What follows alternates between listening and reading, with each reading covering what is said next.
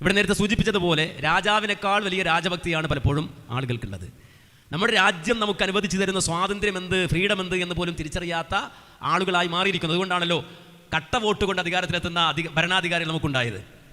Vote കെട്ടിട്ട് അധികാരത്തിലെത്തിയിട്ട് പോലും പ്രതികരണശേഷിയില്ലാതെ പോകുന്നൊരു സമൂഹം രൂപപ്പെടുന്നത് മാനസികമായ അടിമത്വത്തിലേക്ക് വീണുപോയ ഒരു ജനത ഇവിടെ ഉള്ളത് കൊണ്ടാണ് എന്ന തിരിച്ചറിവ് നമുക്കുണ്ട്.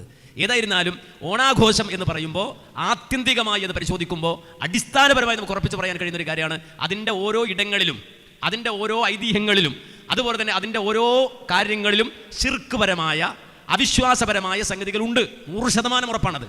അത്തപ്പൂക്കളം പോലും ഇപ്പോൾ വീടിൻ്റെ മുന്നിൽ ഓണാഘോഷവുമായി ബന്ധപ്പെട്ട അത്തപ്പൂക്കൾ ഇടുമ്പോൾ അതിൻ്റെ മുന്നിൽ വെക്കുന്ന അല്ലെങ്കിൽ അതിൻ്റെ നടുവിൽ വെക്കുന്നത് തൃക്കാക്കര അപ്പനെയാണ്. തൃക്കാക്കര അപ്പൻ എന്ന് വെച്ചാൽ നമുക്കറിയുന്ന നമ്മുടെ തൊട്ടടുത്ത പ്രദേശത്തുള്ള ഒരു ക്ഷേത്രത്തിലെ പ്രതിഷ്ഠയാണ്. ആ ക്ഷേത്രപ്രതിഷ്ഠ ആ അത്തക്കളത്തിൻ്റെ നടുവിൽ വെച്ചുകൊണ്ട്, അഥവാ നിങ്ങൾക്ക് തൃക്കാക്കരയിലേക്ക് വന്ന അപ്പനെ കാണാൻ കഴിഞ്ഞില്ലെങ്കിൽ നിങ്ങളുടെ വീട്ടുമുറ്റത്ത് അത്തക്കളം ഇട്ടിട്ട് നിങ്ങൾക്ക് എന്തെടുക്കാം, അത് ആഘോഷിക്കാം എന്ന് പറയുന്ന അത്തക്കളം പോലും നമ്മുടെ മുസ്ലിം സൊസൈറ്റിയിൽ ഉള്ള ആളുകൾ വളരെ ലാഘവത്തോടെ അവരുടെ കമ്പനിയിൽ അതുപോലെ അവർ വീടിൻ്റെ അകത്തളങ്ങളിൽ ഒക്കെ ഇടുന്ന ഒരു കാലഘട്ടത്തിലേക്ക് മറിഞ്ഞു പോയിരിക്കുകയാണ്. ഇവിടെയാണ് ഈ ഓണാഘോഷത്തെ എതിർത്താൽ അല്ലെങ്കിൽ അത് ഒരാൾക്ക് വേണ്ടെന്ന് പറഞ്ഞാൽ അവിടെ ഉടൻ തന്നെ ചാടിയിറങ്ങി വർഗീയ ചീട്ടിറക്കി ഏതെങ്കിലും തരത്തിൽ അവിടെ ഭിന്നിപ്പുണ്ടാക്കി അധികാരത്തിൻ്റെ ഇരിപ്പിടം ഉറപ്പിക്കുവാൻ ശ്രമിക്കുന്ന ചില വികലവാദികൾ, വികലജീവികൾ, രാഷ്ട്രീയത്തിൻ്റെ പേരിൽ ഇറങ്ങി വരുന്ന ഈ വിഷജന്തുക്കൾ അവരെ ഇടപെടുന്നത് നമ്മൾ വളരെ കൃത്യമായി തിരിച്ചറിയണം. തിരിച്ചറിയുക മാത്രമല്ല, പ്രതികരിക്കുകയും വേണം. കാരണം ഈ രാജ്യത്ത് ജീവിക്കുന്ന ഓരോ പൗരനും അവൻ്റെ വിശ്വാസത്തെ സംരക്ഷിക്കുവാനും അവൻ ഉൾക്കൊള്ളുന്ന ആദർശം തുറന്നു പറയുവാനുള്ള സ്വാതന്ത്ര്യമുണ്ട്. അതിന് ഒരു ഉമ്മാക്കി പാർട്ടിയെയും ഭയപ്പെടേണ്ടതില്ല. അത് യുവജന സംഘടനകളാകട്ടെ മറ്റേതെങ്കിലും സംഘടനകളാകട്ടെ, ആ സംഘടനകളെ ഭയപ്പെട്ടുകൊണ്ട് ശിർക്കിൻ്റെ മുന്നിൽ തലകുനിച്ചു കൊടുക്കേണ്ട ഗതികേട് ഒരു മുസ്ലിമിനും ഇല്ല എന്നുള്ള അത് അന്തസ്സായി പ്രഖ്യാപിക്കാൻ കഴിയണം. അതിന് 1000 ജയിലല്ല, നേരെ മറിച്ച് കൊലക്കയർ വീണാൽ പോലും ഒരു മുസ്ലിമിനെ സംബന്ധിച്ചിടത്തോളം അതിൻ്റെ മുന്നിൽ തലകുനിച്ചു കൊടുക്കേണ്ട കാര്യമില്ല. മാത്രമല്ല അതൊരിക്കലും നമ്മുടെ നാട്ടിലെ മതേതരത്വമല്ല. നമ്മൾ പറയുന്ന സെക്യുലറിസം എന്ന് പറഞ്ഞാൽ, മതേതരത്വം എന്ന് പറഞ്ഞാൽ അവൻ്റെ മതം ഞാൻ സ്വീകരിക്കുകയും എൻ്റെ മതം അവൻ സ്വീകരിക്കുകയും ചെയ്യുന്നതല്ല, നേരെ മറിച്ച് മതനിരപേക്ഷതയാണ്. വെസ്റ്റേൺ കൺസെപ്റ്റിലുള്ള സെക്യുലറിസം അല്ല നമ്മുടെ സെക്യുലറിസം. അവനവൻ്റെ ആദർശം സ്വീകരിക്കുവാനും അത് ആചരിക്കുവാനും അത് പരസ്യമായി പ്രഖ്യാപിക്കുവാനുമുള്ള സ്വാതന്ത്ര്യം നൽകപ്പെട്ട രാജ്യമാണത്. മാത്രമല്ല ഏതെങ്കിലും തരത്തിലുള്ള ഹൈന്ദവ ആചാരം സ്വീകരിക്കുമ്പോഴല്ല ഇന്ത്യൻ മതേതരത്വം പുലരുന്നത്, പൂത്തുലയുന്നത്. അങ്ങനെയില്ല. നേരെ തിരിച്ചൊന്ന് ചിന്തിക്കുക. നമ്മൾ ബലിപെരുന്നാൾ ആഘോഷിക്കുന്നു, ഈദുൽ അദ്ഹ ആഘോഷിക്കുന്നു. നമ്മുടെ നാട്ടിൽ കുറച്ച് ബ്രാഹ്മണ സുഹൃത്തുക്കളുണ്ടെന്ന് വിചാരിക്കുക. നമ്മൾ പറയുകയാണ് നമ്മൾ ഉണ്ടാക്കുന്ന മട്ടനും അതുപോലെ നമ്മൾ ഉണ്ടാക്കുന്ന ബീഫും ഇതൊക്കെ ഈ ബ്രാഹ്മണന്മാർ കഴിക്കണം, കഴിച്ചില്ലെങ്കിൽ അവർ വർഗീയവാദികളാണെന്ന് പറഞ്ഞാൽ എങ്ങനെയുണ്ട്? എങ്ങനെയുണ്ട് നിങ്ങൾ ആലോചിച്ച് നോക്കുക. ഏതെങ്കിലും ഒരു ബ്രാഹ്മണ സുഹൃത്ത് രംഗത്ത് വന്നിട്ട് പറയാണ്, അവരോട് നിങ്ങൾ സഹകരിച്ചില്ലെങ്കിൽ, അവരുടെ മട്ടൻ ബിരിയാണി നിങ്ങൾ തിന്നില്ലെങ്കിൽ, ബീഫ് നിങ്ങൾ കഴിച്ചിട്ടില്ലെങ്കിൽ ഞാൻ 100 പെരുന്നാൾ ആഘോഷ പരിപാടികൾ നമ്മുടെ കമ്മ്യൂണിറ്റിയിൽ നടക്കുമെന്നൊരു ബ്രാഹ്മണ സഹോദരൻ പറഞ്ഞാൽ എങ്ങനെ ഉണ്ടാവും? നിങ്ങൾ ആലോചിച്ച് നോക്ക്. അതാണോ മതേതരത്വം? അതാണോ സൗഹാർദ്ദം? അതാണോ ഇന്ത്യൻ ഭരണഘടന നമുക്ക് തരുന്ന സ്വാതന്ത്ര്യം? അല്ലല്ലോ. അപ്പോൾ നമ്മുടെ നാട്ടിൽ ഒരു ബ്രാഹ്മണ സഹോദരൻ ഉണ്ടെങ്കിൽ അവൻ്റെ വിശ്വാസവും ആചരിക്കാൻ അവകാശമുണ്ട്. എൻ്റെ പെരുന്നാൾ എനിക്ക് ആഘോഷിക്കാൻ അവകാശമുണ്ട്. എൻ്റെ പെരുന്നാളിന് എൻ്റെ ബിരിയാണിയും അതുപോലെ എൻ്റെ മാംസവും അവൻ്റെ വിശ്വാസത്തെ ത്യജിച്ച് ആ ബ്രാഹ്മണൻ കഴിക്കണമെന്ന് വാശി പിടിക്കുന്നുവെങ്കിൽ യഥാർത്ഥത്തിൽ ഇന്ത്യ അറിയാത്തവൻ ഈ വികൃതം പേറുന്നവനാണ്. മനസ്സിലാക്കണം. നമുക്കറിയാം, ജാസ്മിൻ ജാഫർ എന്ന് പറഞ്ഞ ഒരു ഗുരുവായൂരമ്പലത്തിൽ പോയി വെള്ളത്തിൽ കാലിട്ടല്ലോ. ഇവിടെ പുണ്യാഹം ഗവൺമെൻറ് ചെലവിലാണ് അവിടെ ശുദ്ധി കലശം നടത്തിയത്, അല്ലേ? അപ്പോൾ അത് വെച്ചിട്ട് വർഗീയത പറയാൻ പറ്റുമോ? പറഞ്ഞ ആളുകളുണ്ട്. എന്തേ ഒരു പെണ്ണുകാർ അവിടെ വെള്ളത്തിലിട്ടപ്പോൾ അശുദ്ധമായി എന്നൊക്കെ ചോദിച്ചാൽ അത് അവരുടെ ഇടമാണ്, അതൊരു ക്ഷേത്രമാണ്. അവർക്ക് അവരുടേതായ സ്വാതന്ത്ര്യമുണ്ട്, അവരുടേതായ ആചാരമുണ്ട്, അവരുടേതായ പവിത്രതയുണ്ട്.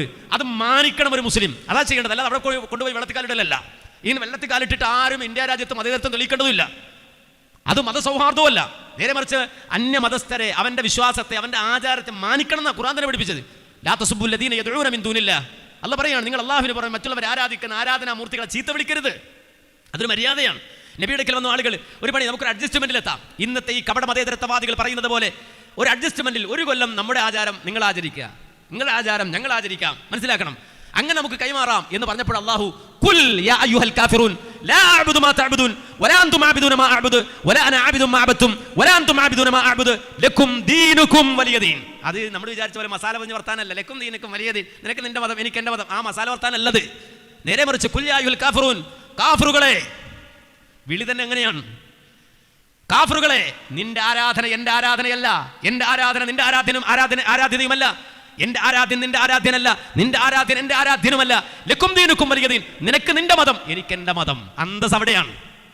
അല്ല അവലൂസുണ്ടല്ല, അന്തസ് അവിടെയാണ്. ഞാൻ മുസ്ലിമാണ്. ഞാൻ ശിർക്കിൻ്റെ ഏതെങ്കിലും ഒരു ഇടപാടിൽ സഹകരിച്ച് ഒരു കൊല്ലം അങ്ങോട്ടും ഇങ്ങോട്ടും അഡ്ജസ്റ്റ് ചെയ്യുന്നതില്ല. അതിന് ഏത് വലിയ സംഘടന ആൾ പറഞ്ഞാലും സ്വീകാര്യമില്ല മുസ്ലിമിന്. അങ്ങനെയാണെങ്കിൽ പിന്നെ പ്രശ്നമില്ലല്ലോ. റസൂൽ എന്തിനാ അടി കൊണ്ടത്, ചവിട്ട് കൊണ്ടത്, പ്രവാചകൻ എന്തിനാണ് ഇതാ കഅബാലയത്തിൽ അടുക്കൽ വന്ന് നിസ്കരിക്കുമ്പോൾ പോലും പ്രയാസം സഹിക്കേണ്ടി വന്നത്? ഖുർആൻ തന്നെ ചോദിച്ചില്ല, അറഅയ്തല്ലദീ യൻഹാ അബദൻ ഇദാ സല്ലാ അറഅയ്ത ഇൻ കാന അലൽ ഹുദാ ഔ അമറ ബിത്തഖ്വ. എന്തിനായത്ത് നബിയുടെ അടുക്കൽ വന്നിട്ട് റസൂൽ നിസ്കരിക്കുമെന്ന് പറയുമ്പോൾ ആളുകൾ തടയാൻ നിൽക്കുകയാണ്. ഇത് പറ്റൂല, ഞങ്ങളെപ്പോലെ ആവണം നിങ്ങളും എന്ന് പറയാണ്. എന്തേ അള്ളാഹുവിന്റെ റസൂലിനോട് അല്ലാഹു പറഞ്ഞത്? ലാ തുത്ഉഹു വസ്ജുദ് വഖ്തരിബ്. നബി അവനെ അനുസരിക്കാൻ നിൽക്കണ്ട, അഥവാ അവന്റെ ഈ ശിർക്കിന്റെ ആചാരം സ്വീകരിക്കണം എന്നാണ് അവൻ പറയുന്നത്. അതിന് നിർബന്ധിക്കുകയാണല്ലോ. അവന്റെ ആചാരം സ്വീകരിച്ചില്ലെങ്കിൽ അവൻ ചവിട്ടും കൊല്ലും എന്നൊക്കെയാണ് പറയുന്നത്. ലാ തുത്ഉഹു വസ്ജുദ് വഖ്തരിബ്. താങ്കൾ അവൻ അനുസരിക്കരുത്, സുജൂദ് ചെയ്യ മര്യാദക്ക് അള്ളാഹുവിലേക്ക് അടുക്കാനുള്ള വഴി തേടുന്ന ഖുർആൻ നബിയോടല്ല പറഞ്ഞത്. അപ്പോൾ നമ്മുടെ നാട്ടിൽ മതേതരത്വം എന്ന് പറഞ്ഞാൽ നമ്മളിപ്പോൾ നമുക്ക് കാണാൻ കഴിയുന്ന ഒരു സമ്പ്രദായം തന്നെ നമ്മുടെ നല്ല ഹൈന്ദവർ തന്നെ അത്ഭുതപ്പെടണം. ഇങ്ങനെയാണോ ഓണം ആഘോഷിക്കേണ്ടത് എന്നാ കാര്യം? താത്താമാരുടെ കുട്ടികളും എല്ലാവരും കൂടി അലങ്കാരം നടത്തിയിട്ട് ഒരു തന്നെ അന്തം വിടുകയാണ്. ഏത് ഇങ്ങനെയൊക്കെ ഉണ്ടോ?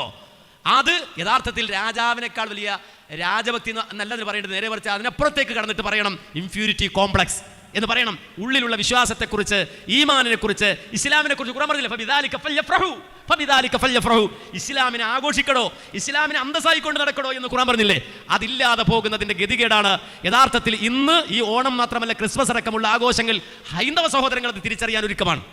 അവർക്കത് നമുക്കറിയാം. ഒരു ഓണാഘോഷം എന്ന് പറഞ്ഞാൽ നമുക്കറിയാം ശശികല അംഗീകരിക്കോ? മാവേലിയുടെ ഓണാഘോഷത്തെ ശശികല അംഗീകരിക്കോ? ഒരു പരസ്യമായി വന്ന് പറയാം അത് വാമന ജയന്തിയാണ്, മാവേലിയെ അടിച്ചു ഒതുക്കണമെന്നാണ് ശശികല വാദിക്കുന്നത്. അത് അംഗീകരിക്കോ? ഹൈന്ദവ സഹോദരങ്ങൾക്കിടയിൽ തന്നെ ഒരുപാട് അഭിപ്രായ വ്യത്യാസമുണ്ട്. അപ്പോൾ ഈ രൂപത്തിലുള്ള കാര്യങ്ങളെ സംബന്ധിച്ചിടത്തോളം നമ്മെ സംബന്ധിച്ച് നമ്മൾ മനസ്സിലാക്കേണ്ടത് നമ്മുടെ ആദർശത്തിനെതിരാകുന്ന, തൗഹീദിനെതിരാകുന്ന വിശ്വാസ ആചാര കർമ്മ അയാദുകൾ, ആഘോഷങ്ങൾ അതിനോട് ഒരു തരത്തിലും പങ്കുചേരില്ലെന്ന് മാത്രമല്ല, ഖുർആനിൽ ഇബാദുർ റഹ്മാനെ സംബന്ധിച്ച് വളരെ കൃത്യമായി പറഞ്ഞു, വല്ലദീന ലാ യശ്ഹദൂന അസ്സൂർ വല്ലദീന ലാ യശ്ഹദൂന അസ്സൂർ വല്ലദീന ലാ യശ്ഹദൂന അസ്സൂർ എന്ന ആയത്തിന്റെ വ്യാഖ്യാനത്തിൽ ഉലമാ പറഞ്ഞു വല്ലദീന ലാ യശ്ഹദൂന അഅയാദൽ കുഫാർ എന്ന് തന്നെയും അതിന്റെ തഫ്സീറിൽ രേഖപ്പെടുത്തിയത് കാണാൻ സാധിക്കും. അതായത് ഇബാദുർ റഹ്മാൻ ഒരിക്കലും അവിശ്വാസികളുടെ അഅയാദുകൾ, ആഘോഷങ്ങളിൽ അവർ സാക്ഷികളാവുകയില്ല എന്ന് വളരെ കൃത്യമായി ഖുർആൻ പറഞ്ഞ സംഗതിയാണ് എന്നുകൂടി നമ്മൾ തിരിച്ചറിയേണ്ടതുണ്ട്. അതുകൊണ്ട് തന്നെ നമ്മെ സംബന്ധിച്ചിടത്തോളം ഇന്ത്യ രാജ്യത്തെ മതേതരത്വം എന്ന് പറഞ്ഞാൽ ബ്രാഹ്മണനായി ജീവിക്കുമ്പോൾ അവൻ ബ്രാഹ്മണനായി ജീവിക്കുന്നുണ്ട്, ക്രിസ്ത്യാനിയായി ജീവിക്കുന്നുണ്ട്, അവന്റെ ആഘോഷങ്ങളുണ്ട്, ആചാരങ്ങളുണ്ട്. അത് പൂർണ്ണമായും അത് പാലിക്കാൻ സ്വാതന്ത്ര്യമുണ്ട്. അതിനെ ആക്ഷേപിക്കാനോ അപമാനിക്കാനോ പാടില്ലാത്തതാണ്.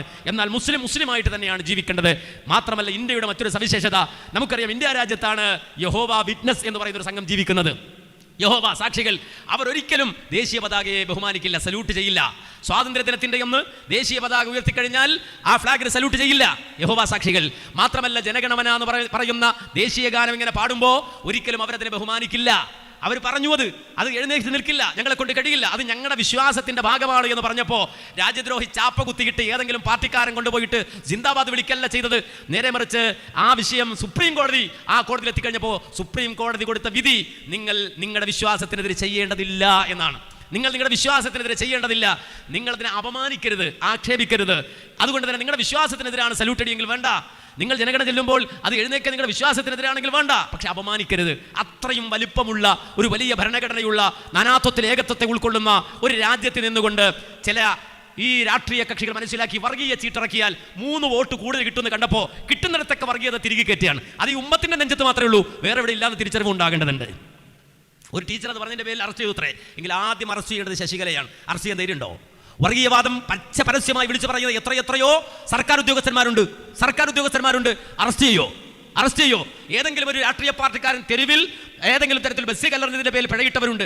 പാതിരാത്രികളിൽ ചില സംഘടനകളിലെ കുടുംബത്തിന്റെ വീടിന്റെ അകത്തളങ്ങളിൽ കയറിയിട്ട് അവിടുത്തെ പെൺമക്കളെ പോലും ഭീഷണിപ്പെടുത്തിയ നിയമപാലകന്മാരുണ്ട്.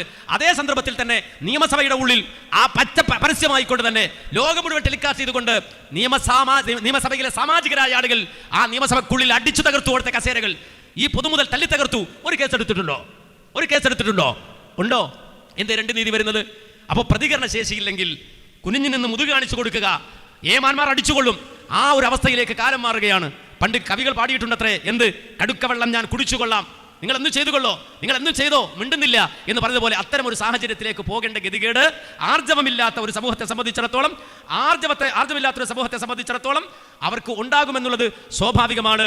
മാത്രമല്ല ഒരുപാട് കോളേജുകളിൽ ഈ നിലപാട് സ്വീകരിക്കുന്നുണ്ട്. ഇപ്പോൾ വന്നൊരു വാർത്ത, പ്രിൻസിപ്പൽ അനുമതി നൽകിയില്ല, ഓണാഘോഷമില്ലാതെ നെന്മാറ NSS കോളേജ് വാർത്ത വരികയാണ്. ഈ ഓണാഘോഷം അനുവദിക്കാത്ത NSS കോളേജിൽ പോയിട്ട് ഈ പറയുന്ന ഏമാമാർ, ഈ പറയുന്ന യുവ തുർക്കികൾ എന്നൊക്കെ പറയാവുന്ന ആളുകൾ പോയിട്ട് കേസും ഉണ്ടാക്കോ, മാർച്ച് നടത്തോ? അപ്പോൾ നിങ്ങൾ മനസ്സിലാക്കണം, ഇത് വർഗീയ ചീട്ടാണ്. ആ ചീട്ട് ഇന്ത്യ രാജ്യത്ത് വിജയിക്കുമെന്ന് കണ്ടു. കട്ട വോട്ട് കൊണ്ട് അധികാരത്തിൽ കയറിയവൻ ആ അധികാരത്തിലെത്തിയത് വർഗീയത പറഞ്ഞും വർഗീയത പ്രചരിപ്പിച്ചും വെറുപ്പുൽപാദിപ്പിച്ചുമാണെങ്കിൽ ഇന്ത്യ രാജ്യത്ത് ഭിന്നിപ്പിച്ച് ഭരിക്കുക എന്ന രാഷ്ട്രീയം, ആ രാഷ്ട്രീയം പണ്ട് കൊളോണിയൽ ശക്തികൾ ബ്രിട്ടീഷ് ഏമാന്മാർ നടത്തി വിജയിച്ചതാണ് എന്ന് കണ്ടുകൊണ്ട് ആ വഴിയിലൂടെ നടക്കാൻ തീരുമാനിച്ച നമ്മുടെ നാട്ടിൽ നമ്മുടെ വോട്ട് വാങ്ങി അധികാരത്തിലെത്തുന്ന ഏമാന്മാർ ഇപ്പോൾ വർഗീയത കൊണ്ട് വർഗീയത പുഴുങ്ങിയിട്ട് അതുകൊണ്ട് എങ്ങനെ വോട്ട് വാങ്ങാൻ കഴിയുമെന്ന് ചിന്തിച്ചു തുടങ്ങിയ കാലത്ത് ആർജവമുള്ള മനുഷ്യർ എഴുന്നേറ്റ് നിന്ന് സംസാരിക്കാൻ തയ്യാറാകണം, പ്രതികരിക്കാൻ തയ്യാറാകണം. ആ പ്രതികരണ ശേഷിയും അധികാരവും സ്വാതന്ത്ര്യവും നൽകുന്ന ഒരു രാജ്യത്താണ് നമ്മൾ ജീവിക്കുന്നത് എന്ന് തിരിച്ചറിയണം. 15 വർഷത്തിന്റെ അടക്കം 1/2 സെന്റിമീറ്റർ പ്രവാചകൻ സല്ലല്ലാഹു അലൈഹി വസല്ലമയുടെ കേശം വളർന്നു എന്നും റൗള ഷരീഫിന്റെ പൊടിയിട്ട വെള്ളം ഇപ്രാവശ്യത്തെ റബീഉൽ അവ്വലിന്റെ പ്രത്യേകതയാണെന്നും ആ മുടിയിട്ട വെള്ളമാണ് എല്ലാ രോഗങ്ങൾക്കും ശമനമെന്നും വ്യാഖ്യാനിക്കപ്പെടുന്ന പുരോഹിത വർഗത്തിലേക്ക് ഈ പ്രവാചകന്റെ ചരിത്രത്തെ ആളുകൾ കൊണ്ടെത്തിച്ചപ്പോ നിർഭാഗ്യവശാൽ സംസാരിക്കപ്പെടേണ്ട പലതും മറച്ചുപിടിച്ച് ഇത്തരത്തിലുള്ള പൊട്ടന്യായങ്ങളിലേക്കും അന്ധവിശ്വാസത്തിലേക്കുമാണ് ഇന്ന് കേരളീയ മുസ്ലിം സമൂഹത്തെ ചില ആളുകൾ കൊണ്ടുപോയിക്കൊണ്ടിരിക്കുന്നത്. ഒന്ന് ചിന്തിച്ചു നോക്കൂ, അള്ളാഹുവിന്റെ ഹബീബിന്റെ മുടി, ആ പ്രവാചകൻ സല്ലല്ലാഹു അലൈഹി വസല്ലമയുടെ മുടി ഇന്ന് ലോകത്ത് പല സ്ഥലത്തുമുണ്ട് എന്ന് വ്യാഖ്യാനിക്കപ്പെടുന്നു. എല്ലാ മുടിയും വളർന്നോ? ഒരു മുടി എങ്ങനെ കേരളത്തിലേക്ക് എത്തിയെന്ന് അത് കൊണ്ടുവന്ന ആളുകൾ വിശദീകരിക്കേണ്ടതിന് പകരം ബോംബെയിലുള്ള ഒരു മനുഷ്യൻ, പിന്നീട് ഹസ്രജിയായ മറ്റൊരു മനുഷ്യൻ, പിന്നീട് അങ്ങോട്ട് സനദുകൾ ചേർക്കപ്പെടാത്ത വ്യാഖ്യാനങ്ങൾ, അത് തെറ്റാണെന്ന് ബോധ്യപ്പെടുത്തപ്പെടുന്ന, അതല്ലെങ്കിൽ ഇസ്ലാമിക ചരിത്രത്തിൽ അങ്ങനെയൊരു വർണ്ണം, നീളം, ഈ വ്യാഖ്യാനിക്കപ്പെടുന്ന കൃത്യമായ സ്വഹീഹായ രേഖപ്പെടുത്തലുകൾ ഇല്ലെങ്കിലും അത് വിശദീകരിക്കപ്പെടുമ്പം ആളുകൾ പറയും അവർക്ക് ആ വിശ്വാസമില്ലാത്ത പുത്തൻവാദികളായി എന്നുള്ളത് കൊണ്ടാണെന്ന്. എങ്കിൽ അതൊരു ബോഡി വേസ്റ്റ് മാത്രമാണെന്ന് പറഞ്ഞ ആളെ പിന്താങ്ങുന്നവരും ഇതേ കൂട്ടരിൽ തന്നെ. ഇവിടെയാണ് കൃത്യമായി പ്രവാചകൻ സല്ലല്ലാഹു അലൈഹി വസല്ലമ ഓർമ്മപ്പെടുത്തിയത്, മൻ അഹബ്ബ സുന്നതി ഫഖദ് അഹബ്ബനി. നിങ്ങൾ പ്രവാചകനെ സ്നേഹിക്കുന്നുണ്ടെങ്കിൽ ആ പ്രവാചകൻ സല്ലല്ലാഹു അലൈഹി വസല്ലമയുടെ തുപ്പൽ, വിയർപ്പ്, പിന്നീട് അതിട്ട മുടിയിട്ട വെള്ളം, പൊടിയിട്ട വെള്ളം എന്നിത്യാദി കാര്യത്തിലേക്ക് പോകുന്നതിന്റെ മുൻപ് അത്തരത്തിലുള്ള അന്ധക്കേടുകളും അന്ധവിശ്വാസങ്ങളും സമൂഹത്തിൽ നിന്ന് നിങ്ങൾക്ക് നീക്കം ചെയ്യുന്നതോടൊപ്പം ഹബീബായ പ്രവാചകൻ സല്ലല്ലാഹു അലൈഹി വസല്ലമ കാണിച്ചു തന്ന ചരിത്രം, വാക്കുകൊണ്ട് പറഞ്ഞു തന്ന ഇസ്ലാമിന്റെ നിലപാടുകൾ, അത് നിങ്ങൾ സ്വീകരിക്കണം.